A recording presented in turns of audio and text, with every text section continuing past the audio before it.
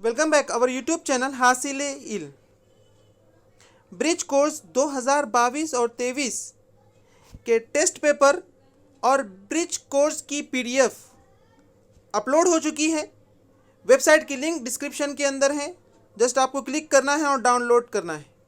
लेकिन हम आपको बता दें कि उर्दू और इंग्लिश मीडियम के ब्रिज कोर्स की पीडीएफ 2022 और 23 के आना अभी बाकी है।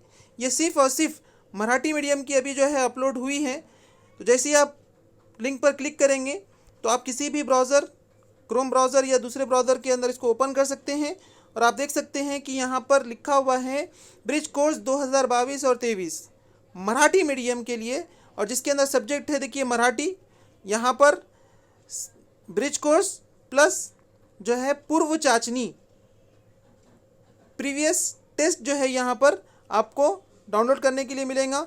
यहाँ पर विषय यानी सब्जेक्ट मैथमेटिक्स, इंग्लिश और जो है साइंस और सामाजिक शास्त्र यानी सोशल साइंस के पीडीएफ जो है डाउनलोड करने को मिलेंगे।